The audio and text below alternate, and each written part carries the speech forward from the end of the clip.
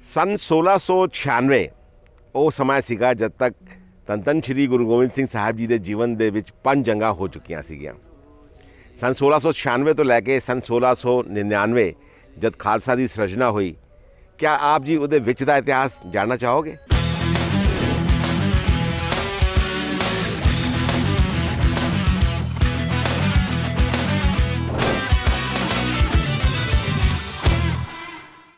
ਵਾਹਿਗੁਰੂ ਜੀ ਵਾਹਿਗੁਰੂ ਜੀ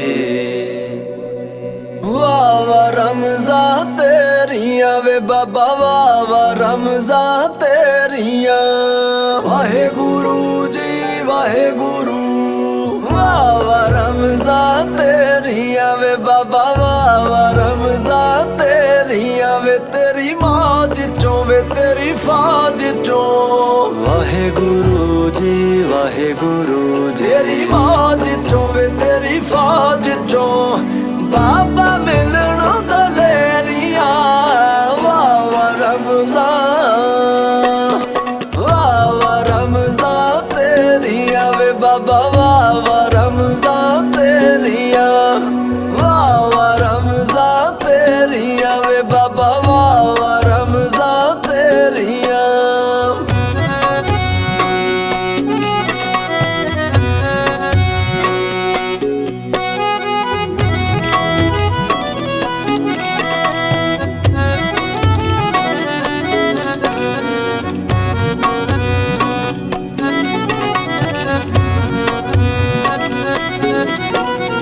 ਜਿਉਂਦਿਆਂ ਦੇ ਵਿੱਚ ਕਰਿਆ ਸੀ ਜੋਸ਼ ਐਸਾ ਭਰਿਆ ਸੀ ਵਾਹਿਗੁਰੂ ਜੀ ਵਾਹਿਗੁਰੂ ਕਰ ਕੋਈ ਨਾ ਸਕਦਾ ਓ ਜੋ ਤੁਸਾਂ ਨੇ ਕਰਿਆ ਸੀ ਜੀ ਗੁਰੂ ਗ੍ਰੰਥ ਚੋਂ ਜੀ ਤੇਰੇ ਪੰਥ ਚੋਂ ਗੁਰੂ ਗ੍ਰੰਥ ਚੋਂ ਜੀ ਤੇਰੇ ਪੰਥ ਚੋਂ ਦਾਤਾਂ ਮਿਲਣ ਬਥੇਰੀਆਂ ਵਾਹ ਵਾਹ ਰਮਜ਼ਾ ਵਾਹ ਵਾਹ ਰਮਜ਼ਾ ਤੇਰੀਆਂ ਵੇ ਬਾਬਾ ਵਾਹ ਵਾਹ ਰਮਜ਼ਾ ਤੇਰੀਆਂ ਵਾਹ ਵਾਹ ਰਮਜ਼ਾ ਤੇਰੀਆਂ ਵੇ ਬਾਬਾ ਵਾਹ ਵਾਹ ਰਮਜ਼ਾ ਤੇਰੀਆਂ ਵਾਹਿਗੁਰੂ ਜੀ ਵਾਹਿਗੁਰੂ ਜੀ ਵਾਹਿਗੁਰੂ ਜੀ ਵਾਹਿਗੁਰੂ ਜੀ ਬਾਬੇ ਮੌਤ ਮੂਰੇ ਅੜ ਗਏ ਸੀ ਜ਼ੁਲਮਾਂ ਦੇ ਨਾਲ ਲੜ ਗਏ ਸੀ ਵਾਹਿਗੁਰੂ ਜੀ ਵਾਹਿਗੁਰੂ ਛੂ ਕੇ ਤੁਹਾਡੇ ਪੈਰਾਂ ਨੂੰ ਸਰਸਾ ਦੇ ਪੰਜਾਬ ਦੀ ਧਰਤੀ ਦੇ ਵਿੱਚ ਫਤਿਹ ਦੀ ਸਾਂਝ ਨਾਲ ਆਪ ਸਾਰੀਆਂ ਸੰਗਤਾਂ ਦਾ ਇੱਕ ਵਾਰ ਫਿਰ ਤੋਂ ਬਹੁਤ-ਬਹੁਤ ਸਵਾਗਤ। ਜੀ ਆਇਆਂ ਨੂੰ ਵੈਲਕਮ। ਅੱਜ ਦਿਨ ਦੀ ਸ਼ੁਰੂਆਤ ਅਸੀਂ ਕਰ ਰਹੇ ਹੈਗੇ ਹਾਂ ਪੰਜਾਬ ਦੇ ਖੇਤਾਂ ਤੋਂ, ਤੇ ਖਾਸ ਤੌਰ ਤੇ ਇਹ ਜਗ੍ਹਾ ਇਸ ਕਰਕੇ ਚੁਣੀ ਗਈ ਹੈਗੀ ਕਿਉਂਕਿ ਅੱਜ ਮੈਂ ਆਪ ਜੀ ਨਾਲ सन 1696 ਤੋਂ ਲੈ ਕੇ सन 1699 ਇਹ ਦੌਰ ਦੇ ਵਿੱਚ ਦਾ ਗੁਰੂ ਸਾਹਿਬ ਜੀ ਦਾ ਇਤਿਹਾਸ, ਸੱਚੇ ਪਾਤਸ਼ਾਹ ਧੰਨ ਸ਼੍ਰੀ ਗੁਰੂ ਗੋਬਿੰਦ ਸਿੰਘ ਸਾਹਿਬ ਜੀ ਦਾ ਉਹ ਇਤਿਹਾਸ ਜਿਹੜਾ ਇਹਨਾਂ ਵਰਿਆਂ 'ਚ ਗੁਜ਼ਰਿਆ ਜਦ ਤੱਕ ਉਹਨਾਂ ਨੇ ਖਾਲਸਾ ਨਹੀਂ ਸਜਿਆ। ਸੋ ਇਹ ਵਿੱਚ ਦਾ ਇਤਿਹਾਸ ਅੱਜ ਆਪ ਜੀ ਨਾਲ ਅਸੀਂ ਖੇਤਾਂ ਦੇ ਵਿੱਚ ਬੈਠ ਕੇ ਸਾਂਝਾ ਕਰਾਂਗੇ। ਕਾਫੀ ਲੰਮਾ ਇਤਿਹਾਸ ਹੈਗਾ ਤੇ ਉਹ ਜਾਣਨਾ ਬੜਾ ਜ਼ਰੂਰੀ ਹੈ ਕਿਉਂਕਿ 1696 ਤੋਂ ਲੈ ਕੇ 1699 ਦੇ ਵਿੱਚ ਐਸੀ ਬਥੇਰੀਆਂ ਘਟਨਾਵਾਂ ਨੇ ਜਿਹੜੀਆਂ ਕਿ ਉਹਨਾਂ ਸਥਾਨਾਂ ਦੇ ਉੱਤੇ ਕੋਈ ਗੁਰਦੁਆਰਾ ਸਾਹਿਬ ਨਹੀਂ ਬਣੇ ਹੋਏ। ਉਹ ਖਾਲੀ ਐਸੇ ਵ੍ਰਿਤਾਂਤ ਨੇ, ਐਸੀ ਸਾਖੀਆਂ ਨੇ ਜਿਹੜੀਆਂ ਕਿ ਉਸ ਵਕਤ ਘਟੀਆਂ ਤੇ ਉਹਦਾ ਕੋਈ ਗੁਰਦੁਆਰਾ ਨਹੀਂ ਹੈਗਾ। ਲੇਕਿਨ ਉਹ ਇਤਿਹਾਸ ਹੈ ਤੇ ਜਦ ਤੱਕ ਅਸੀਂ ਇਤਿਹਾਸ ਨੂੰ ਪੂਰੀ ਤਰੀਕੇ ਨਾਲ ਨਹੀਂ ਸਮਝਾਂਗੇ, ਨਹੀਂ ਜਾਣਾਂਗੇ, ਤਦ ਤੱਕ ਅਸੀਂ ਗੁਰੂ ਸਾਹਿਬ ਜੀ ਦੇ ਜੀਵਨ ਦੇ ਬਾਰੇ ਵਿੱਚ ਪੂਰੀ ਤਰੀਕੇ ਨਾਲ ਨਹੀਂ ਜਾਣ ਸਕਦੇ। ਸੋ ਅੱਜ ਦੀ ਸ਼ੁਰੂਆਤ ਕਰਨੇ ਹੈਗੇ ਹਾਂ ਔਰੰਗਜ਼ੇਬ ਦੇ ਪੁੱਤਰ ਮੁਅੱਜ਼ਮ ਦੇ ਇਤਿਹਾਸ ਤੋਂ।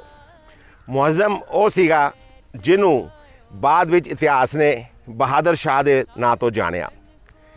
ਔਰੰਗਜ਼ੇਬ ਦੀ ਮੌਤ ਤੋਂ ਬਾਅਦ ਬਹਾਦਰ ਸ਼ਾਹ ਯਾਨੀ ਕਿ ਸ਼ਹਿਜ਼ਾਦਾ ਮੁਅੱਜ਼ਮ ਉਹੀ ਦਿੱਲੀ ਦੇ ਤਖਤ ਦੇ ਉੱਤੇ ਕਾਬਜ਼ ਹੋਇਆ। ਨਿਰਗੁਣ ਰੱਖ ਲਿਆ संतन का सदका निर्गुण राख लिया, संतन का सदका। ਨਦੌਣ ਦੀ ਜੰਗ ਤੋਂ ਬਾਅਦ ਤੇ ਦਿਲਾਵਰ ਖਾਂ ਤੇ ਆਲਿਫ ਖਾਂ ਦੀ ਕਰਾਰੀ ਹਾਰ ਤੋਂ ਉਪਰੰਤ ਹੁਸੈਨੀ ਤੇ ਜੁਝਾਰ ਖਾਂ ਰਾਜਪੂਤ ਦਾ ਮਾਰਾ ਜਾਣਾ, ਇਹ ਸਾਰੀਆਂ ਚੀਜ਼ਾਂ ਔਰੰਗਜ਼ੇਬ ਵਾਸਤੇ ਚਿੰਤਾ ਦਾ ਸਬਬ ਬਣ ਗਈਆਂ। ਉਹਨੇ ਦੱਖਣ ਵਿੱਚ ਹੀ ਆਪਣੇ ਪੁੱਤਰ ਸ਼ਹਿਜ਼ਾਦਾ ਮੁਅੱਜ਼ਮ ਨੂੰ ਬੁਲਾਇਆ ਤੇ ਆਖਿਆ ਕਿ ਉਹ ਜਾ ਕੇ ਪੰਜਾਬ ਵਿੱਚ ਸ਼ਾਂਤੀ ਬਹਾਲ ਕਰੇ। ਇਤਿਹਾਸਕਾਰ ਦੱਸਦੇ ਨੇ ਕਿ ਮੁਅੱਜ਼ਮ ਲਾਹੌਰ ਪਹੁੰਚਿਆ। ਉਸ ਵਕਤ ਲਾਹੌਰ ਜਿਹੜਾ ਹੈਗਾ ਉਹ ਪੰਜਾਬ ਦਾ ਹਿੱਸਾ ਹੋਇਆ ਕਰਦਾ ਸੀਗਾ, ਬਾਅਦ ਵਿੱਚ ਹਿੰਦੁਸਤਾਨ ਤੇ ਪਾਕਿਸਤਾਨ ਬਣਿਆ ਤੇ ਲਾਹੌਰ ਪਾਕਿਸਤਾਨ ਵਾਲੇ ਪੰਜਾਬ ਵਿੱਚ ਚਲਾ ਗਿਆ। ਉਸ ਜ਼ਮਾਨੇ ਦੇ ਅੰਦਰ ਇਹ ਸਾਰਾ ਕੁਝ ਇਕੱਠਾ ਹੋਇਆ ਕਰਦਾ ਸੀਗਾ। ਮੁਅੱਜ਼ਮ ਨੇ ਸਭ ਤੋਂ ਪਹਿਲਾ ਕੰਮ ਪਹੁੰਚ ਕੇ ਇਹ ਕੀਤਾ ਕਿ ਉਹਨੇ ਪਤਾ ਕੀਤਾ ਕਿ ਕੌਣ ਕੀ ਕਰ ਰਿਹਾ ਹੈਗਾ ਤੇ ਉਹਨੂੰ ਇੱਥੇ ਪੁੱਜਣ ਤੇ ਪਤਾ ਲੱਗਿਆ ਕਿ ਧੰਨ ਸ਼੍ਰੀ ਗੁਰੂ ਗੋਬਿੰਦ ਸਿੰਘ ਸਾਹਿਬ ਜੀ ਉਹਨਾਂ ਨੇ ਅੱਜ ਤੱਕ ਕਿਸੇ ਵੀ ਜੰਗ ਦੀ ਪਹਿਲ ਆਪ ਨਹੀਂ ਕੀਤੀ ਤੇ ਨਾ ਹੀ ਕਿਸੇ ਜੰਗ ਨੂੰ ਜਿੱਤਣ ਤੋਂ ਬਾਅਦ ਦੁਸ਼ਮਣ ਦੀ ਜ਼ਮੀਨ ਦੇ ਉੱਤੇ ਕਬਜ਼ਾ ਕੀਤਾ, ਜਿਹਦੇ ਕਰਕੇ ਮੁਅੱਜ਼ਮ ਗੁਰੂ ਸਾਹਿਬ ਕੋਲ ਥੋੜ੍ਹਾ ਪ੍ਰਭਾਵਿਤ ਵੀ ਸੀਗਾ। ਫਿਰ ਉਹਨੇ ਪਹਾੜੀ ਰਾਜਿਆਂ ਨੂੰ ਸਭ ਨੂੰ ਬੁਲਾਇਆ ਤੇ ਆਖਿਆ ਕਿ ਜਾਂ ਤੁਸੀਂ ਸਾਡਾ ਟੈਕਸ ਜਿਹੜਾ ਕਿ ਲਗਾਨ ਜਾਂ ਕਰ ਜਿਹਨੂੰ ਕਹਿੰਦੇ ਸੀਗੇ ਉਹ ਸਾਨੂੰ ਚੁਕਾਓ, ਵਰਨਾ ਲੜਨ ਵਾਸਤੇ ਤਿਆਰ ਹੋ ਜਾਓ। ਤੇ ਨਾਲ ਹੀ ਉਸਨੇ ਮਿਰਜ਼ਾ ਬੇਗ ਨੂੰ ਆਪਣੀਆਂ ਵੱਡੀਆਂ ਫੌਜਾਂ ਦੇ ਕੇ ਪਹਾੜੀ ਰਾਜਾਂ ਦੇ ਉੱਤੇ ਹਮਲਾ ਕਰਨ ਵਾਸਤੇ ਭੇਜ ਦਿੱਤਾ। ਮੁਗਲ ਫੌਜਾਂ ਦਾ ਸਾਹਮਣਾ ਪਹਾੜੀ ਰਾਜੇ ਇਕੱਲਾ ਨਹੀਂ ਕਰ ਸਕਦੇ ਸੀਗੇ। ਉਹ ਫੌਜਾਂ ਦੇਖ ਕੇ ਡਰ ਗਏ ਤੇ ਉਹਨਾਂ ਨੇ ਹੱਥ ਜੋੜ ਬੇਨਤੀ ਕਰ ਸਾਰੇ ਟੈਕਸ ਸਾਰੇ ਕਰ ਲਗਾਨ ਜਿਹੜੇ ਸੀਗੇ ਉਹ ਮੁਅੱਜ਼ਮ ਨੂੰ ਦੇ ਦਿੱਤੇ। ਇੱਕ ਤਰਫ ਪਹਾੜੀ ਰਾਜੇ ਮੁਅੱਜ਼ਮ ਨੂੰ ਕਰ ਦੇ ਕੇ ਉਹਨੂੰ ਖੁਸ਼ ਕਰਨ ਦੀ ਕੋਸ਼ਿਸ਼ ਵਿੱਚ ਲੱਗੇ ਹੋਏ ਸੀਗੇ ਤੇ ਦੂਜੀ ਤਰਫ ਧੰਨ ਸ਼੍ਰੀ ਗੁਰੂ ਗੋਬਿੰਦ ਸਿੰਘ ਸਾਹਿਬ ਜੀ ਆਪਣੀ ਸੈਨ ਸ਼ਕਤੀ ਨੂੰ ਵਧਾਉਣ ਦੇ ਕਾਰਿਆਂ ਵਿੱਚ ਜੁਟ ਗਏ। ਮੁਅੱਜ਼ਮ ਕੁਝ ਸਮੇਂ ਰਹਿਣ ਤੋਂ ਬਾਅਦ ਦਿੱਲੀ ਵਾਪਸ ਆ ਗਿਆ। ਇਤਿਹਾਸਕਾਰ ਦੱਸਦੇ ਨੇ ਕਿ ਮੁਅੱਜ਼ਮ ਦੇ ਦਿੱਲੀ ਆਉਣ ਤੋਂ ਬਾਅਦ ਜਿਸ ਵਕਤ ਔਰੰਗਜ਼ੇਬ ਦੇ ਨਾਲ ਉਸ ਦੀ ਗੱਲ ਹੋਈ ਤੇ ਔਰੰਗਜ਼ੇਬ ਨੇ ਉਹਦੇ ਉੱਤੇ ਗੁੱਸਾ ਜ਼ਾਹਿਰ ਕੀਤਾ ਕਿ ਉਸਨੇ ਧੰਨ ਸ਼੍ਰੀ ਗੁਰੂ ਗੋਬਿੰਦ ਸਿੰਘ ਸਾਹਿਬ ਜੀ ਦੇ ਉੱਤੇ ਹਮਲਾ ਕਿਉਂ ਨਹੀਂ ਕੀਤਾ। ਕੁਝ ਇਤਿਹਾਸਕਾਰ ਇਸ ਤਰ੍ਹਾਂ ਵੀ ਲਿਖਦੇ ਨੇ ਕਿ ਉਸਨੇ ਮੁਅੱਜ਼ਮ ਨੂੰ ਸਜ਼ਾ ਵੀ ਦਿੱਤੀ, ਲੇਕਿਨ ਮੁਅੱਜ਼ਮ ਨੇ ਜੋ ਕੁਝ ਉਸ ਵਕਤ ਘਟਿਆ ਤੇ ਜੋ ਇਨਫੋਰਮੇਸ਼ਨ ਉਸ ਨੂੰ ਮਿਲੀ ਸੀ ਗੁਰੂ ਸਾਹਿਬ ਦੇ ਬਾਰੇ ਵਿੱਚ ਉਹ ਸਾਰੀ ਠੀਕ ਤਰੀਕੇ ਨਾਲ ਦੱਸੀ। ਆਓ ਹੁਣ ਗੱਲ ਕਰਨੇ ਹੈਗੇ ਹਾਂ ਕਿ ਗੁਰੂ ਸਾਹਿਬ ਨੇ ਇੱਥੇ ਰਹਿ ਕੇ ਉਸ ਵਕਤ ਫਿਰ ਕੀ ਕੀਤਾ। आज्ञा पई अकाल की तबे चलायो पंथ, सब सिखन को हुक्म है गुरु मान्यो ग्रंथ।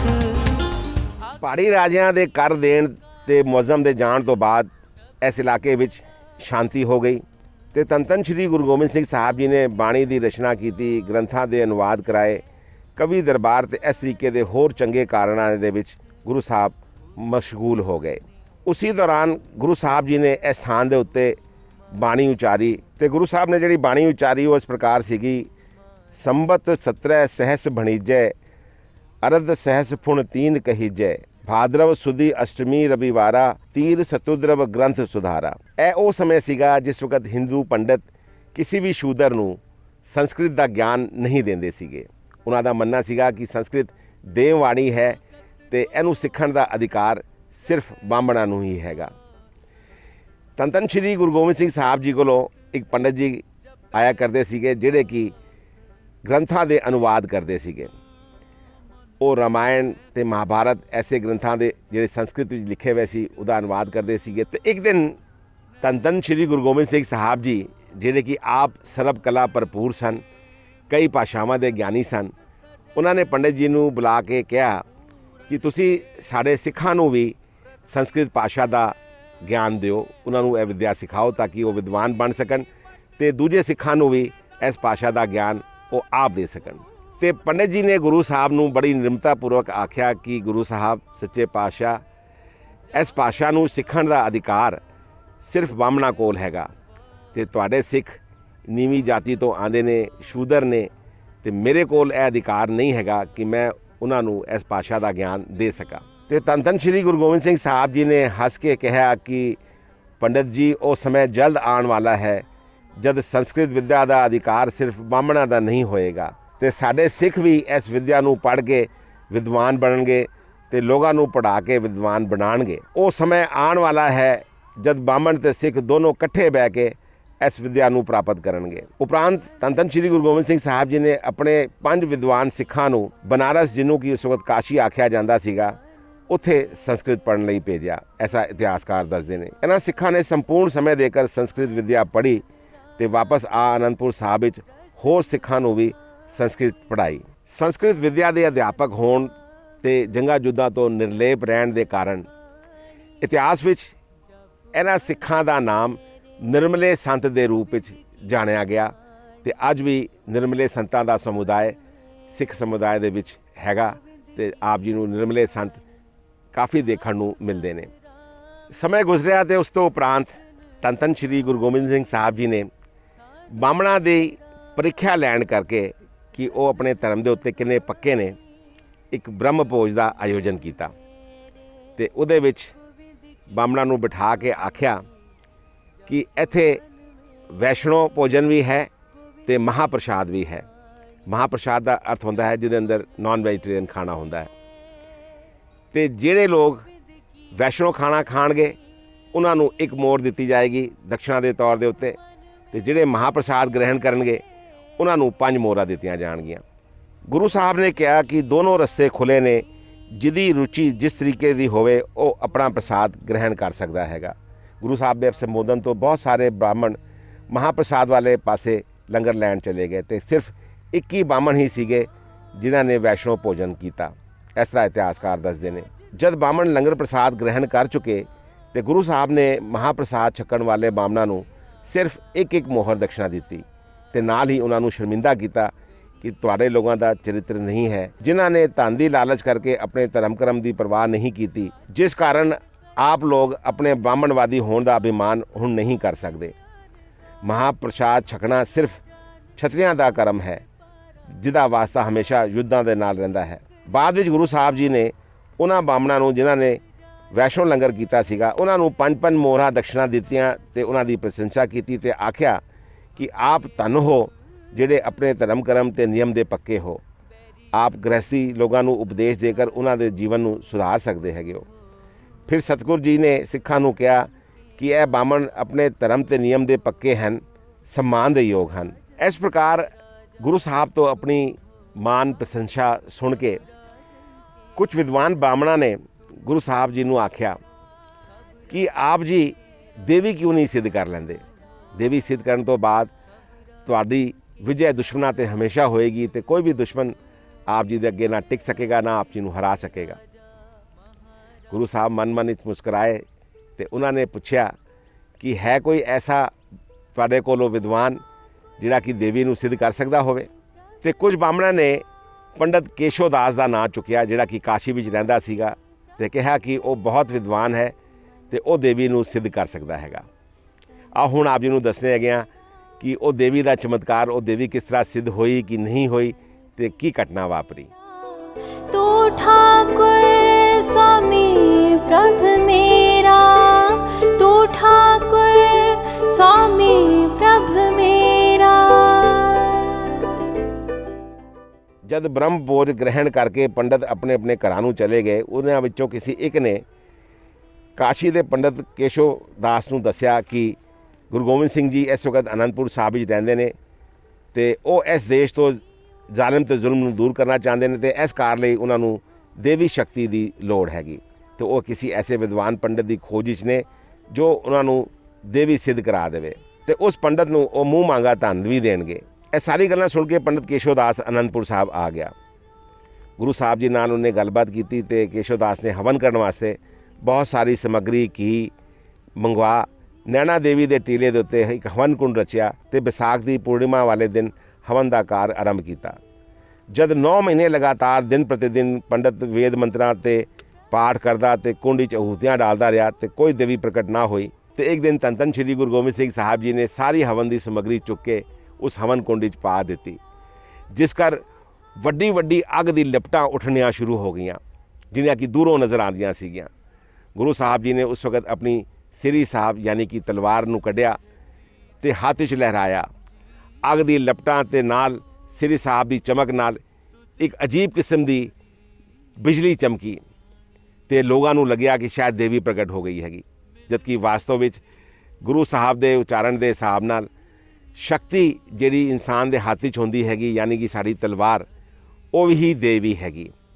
ਇਸ ਬਾਰੇ ਵਿੱਚ ਲੋਕਾਂ ਦੇ ਵੱਖਰੇ ਵੱਖਰੇ ਮਤ ਵੀ ਨੇ, ਲੇਕਿਨ ਜੋ ਇਤਿਹਾਸਕਾਰਾਂ ਨੇ ਦੱਸਿਆ ਹੈਗਾ ਤੇ ਅਲੱਗ-ਅਲੱਗ ਇਤਿਹਾਸਕਾਰਾਂ ਨੇ ਇਸ ਚੀਜ਼ ਦਾ ਵਰਣਨ ਅਲੱਗ-ਅਲੱਗ ਤਰੀਕੇ ਨਾਲ ਕੀਤਾ ਹੈਗਾ ਤੇ ਜੋ ਦਾਸ ਨੂੰ ਥੋੜ੍ਹੀ ਬਹੁਤ ਸਮਝ ਆਉਂਦੀ ਹੈ ਉਹਦੇ ਹਿਸਾਬ ਨਾਲ ਸ਼ਕਤੀ ਦਾ ਪ੍ਰਤੀਕ ਸਾਡੀ ਸ੍ਰੀ ਸਾਹਿਬ, ਉਸ ਨੂੰ ਹੀ ਦੇਵੀ ਮੰਨਿਆ ਗਿਆ ਹੈ। ਸਮੇਂ ਗੁਜ਼ਰਦਾ ਹੈ ਤੇ ਸਨ 1698 ਦੇ ਵਿੱਚ ਯਾਨੀ ਕਿ 1698 ਦੇ ਵਿੱਚ ਗੁਰੂ ਸਾਹਿਬ ਜੀ ਦੇ ਘਰ ਵਿੱਚ ਇੱਕ ਹੋਰ ਖੁਸ਼ੀ ਆਉਂਦੀ ਹੈਗੀ, ਇੱਕ ਹੋਰ ਪੁੱਤਰ ਦਾ ਜਨਮ ਹੁੰਦਾ ਹੈ। ਜੰਗਾਂ ਦੇ ਵਿੱਚ ਫਤਿਹ ਹਾਸਿਲ ਕਰਨ ਦੇ ਕਾਰਨ ਗੁਰੂ ਸਾਹਿਬ ਆਪਣੇ ਪੁੱਤਰ ਦਾ ਨਾਮ ਸਾਹਿਬਜ਼ਾਦਾ ਫਤਿਹ ਸਿੰਘ ਰੱਖਦੇ ਨੇ। ਸਾਹਿਬਜ਼ਾਦਾ ਫਤਿਹ ਸਿੰਘ ਜੀ ਦੇ ਜਨਮ ਤੇ ਦੇਵੀ ਦਾ ਚਮਤਕਾਰ ਖਤਮ ਕਰਨ ਤੋਂ ਉਪਰੰਤ ਧੰਨ ਧੰਨ ਸ਼੍ਰੀ ਗੁਰੂ ਗੋਬਿੰਦ ਸਿੰਘ ਸਾਹਿਬ ਜੀ ਨੇ ਆਪਣੇ ਦੀਵਾਨ ਨੰਦ ਚੰਦ ਨੂੰ ਆਗਿਆ ਦੇ ਕਰ ਦੇਸ਼ ਪ੍ਰਦੇਸ਼ ਦੇ ਵਿੱਚੋਂ ਸਾਰੇ ਸਿੱਖਾਂ ਨੂੰ ਇੱਕ ਹੁਕਮਨਾਮਾ ਭੇਜਿਆ। ਹੁਣ ਇਹ ਸੀਗਾ ਇਸ ਪੂਰੇ ਇਤਿਹਾਸ ਦਾ ਟਰਨਿੰਗ ਪੁਆਇੰਟ। ਉਸ ਹੁਕਮਨਾਮੇ ਦੇ ਵਿੱਚ ਸਾਰਿਆਂ ਸਿੱਖਾਂ ਨੂੰ ਤਾਕੀਦ ਕੀਤੀ ਗਈ ਸੀਗੀ ਕਿ ਉਹ ਵਿਸਾਖੀ ਦੇ ਮੌਕੇ ਦੇ ਉੱਤੇ ਅਨੰਦਪੁਰ ਸਾਹਿਬ ਪਹੁੰਚਣ। ਮੇਲੇ ਦੇ ਵਿੱਚ ਹਲੇ 1.5-2 ਮਹੀਨੇ ਦਾ ਸਮੇਂ ਸ਼ੇਸ਼ ਸੀਗਾ, ਇਸ ਲਈ ਹੁਕਮਨਾਮਾ ਸਾਰਿਆਂ ਨੂੰ ਠੀਕ ਸਮੇਂ ਦੇ ਉੱਤੇ ਮਿਲ ਗਿਆ। ਬਹੁ ਗਿਣਤੀ ਦੇ ਅੰਦਰ ਸੰਗਤਾਂ ਵਿਸਾਖੀ ਤੋਂ ਪਹਿਲਾਂ ਹੀ ਅਨੰਦਪੁਰ ਸਾਹਿਬ ਪਹੁੰਚ ਗਈਆਂ ਤੇ ਸਭ ਵਾਸਤੇ ਅਲੱਗ-ਅਲੱਗ ਇਲਾਕਿਆਂ ਵਿੱਚ ਨਿਯਤ ਤੰਬੂਆਂ ਦੇ ਵਿੱਚ ਡੇਰੇ ਲਾਏ ਗਏ। ਸਵੇਰੇ ਤੇ ਸ਼ਾਮ ਦੀਵਾਨ ਸਜਦੇ ਜਿਹਦੇ ਵਿੱਚ ਹਜ਼ਾਰਾਂ ਦੀ ਗਿਣਤੀ ਦੇ ਅੰਦਰ ਸਿੱਖ ਸੰਗਤਾਂ ਹਾਜ਼ਰ ਹੁੰਦੀਆਂ। ਹੁਣ ਆਂਦਾ ਹੈ 1699 ਵਿਸਾਖੀ ਵਾਲਾ ਉਹ ਦਿਹਾੜਾ ਜਿਸ ਨੇ ਸਿੱਖ ਸਮਾਜ ਦੀ, ਸਿੱਖ ਪੰਥ ਦੀ ਦਸ਼ਾ ਤੇ ਦਿਸ਼ਾ ਦੋਨਾਂ ਨੂੰ ਬਦਲ ਕੇ ਰੱਖ ਦਿੱਤਾ। ਇਸ ਇਤਿਹਾਸ ਦੇ ਬਾਰੇ ਵਿੱਚ ਆਪ ਜੀ ਨੂੰ ਹੁਣ ਅਗਲੇ ਐਪੀਸੋਡ ਵਿੱਚ ਦੱਸਾਂਗੇ। ਆਪ ਸਭ ਦਾ ਬਹੁਤ ਬਹੁਤ ਧੰਨਵਾਦ। ਆਪਨੇ ਬੜੇ ਪੇਸ਼ੈਂਟਲੀ ਸਾਡੇ ਇਸ ਇਤਿਹਾਸ ਨੂੰ ਸੁਣਿਆ ਤੇ ਜਾਣਨ ਦੀ ਕੋਸ਼ਿਸ਼ ਕੀਤੀ। ਮੇਰਾ ਮਕਸਦ ਇਸ ਇਤਿਹਾਸ ਨੂੰ ਦੱਸਣ ਦਾ ਸਿਰਫ ਇਹ ਸੀਗਾ ਕਿ ਉਹ ਘਟਨਾਵਾਂ ਜਿਹੜੀਆਂ ਕਿ ਬਾਅਦ ਵਿੱਚ ਸੁਣਨ ਨੂੰ ਨਹੀਂ ਮਿਲਦੀਆਂ, ਗੁਰਦੁਆਰਾ ਸਾਹਿਬ ਦੇ ਦਰਸ਼ਨ ਅਸੀਂ ਜਿਸ ਵਕਤ ਕਰਾਣੇ ਹੈਗੇ ਆ ਤੇ ਗੁਰਦੁਆਰੇ ਤੋਂ ਸੰਬੰਧਿਤ ਇਤਿਹਾਸ ਹੀ ਦੱਸਣੇ ਹੈਗੇ ਆ। ਇਹ ਗੱਲਾਂ ਜਿਹੜੀਆਂ ਸੀਗੀਆਂ ਇਹ ਕਿਸੇ ਐਸੀ ਜਗ੍ਹਾ ਗੁਰਦੁਆਰੇ ਦੇ ਉੱਤੇ ਨਹੀਂ ਲਿਖੀਆਂ ਹੋਈਆਂ। ਇਹਨਾਂ ਦਾ ਕੋਈ ਐਸਾ ਇਤਿਹਾਸ ਪਰੋਕਸ਼ ਰੂਪ ਵਿੱਚ ਕਦੀ ਸੁਣਨ ਨੂੰ ਜਾਂ ਦੇਖਣ ਨੂੰ ਅਕਸਰ ਨਹੀਂ ਮਿਲਿਆ ਕਰਦਾ ਤੇ ਮੈਨੂੰ ਇਹ ਲੱਗਿਆ ਕਿ ਇਸ ਇਤਿਹਾਸ ਨੂੰ ਵੀ ਆਪ ਜੀ ਨਾਲ ਸਾਂਝ ਪਾਉਣਾ ਬਹੁਤ ਜ਼ਰੂਰੀ ਹੈ। ਇਸ ਕਰਕੇ ਅਸੀਂ ਇਹ ਐਪੀਸੋਡ ਬਣਾਇਆ ਤਾਂ ਕਿ ਆਪ ਨੂੰ ਉਨ ਸਾਰੀ ਘਟਨਾਵਾਂ ਦਾ ਬਿਓਰੇਵਾਰ ਗਿਆਨ ਹੋ ਸਕੇ ਤੇ ਅੱਗੇ ਵੀ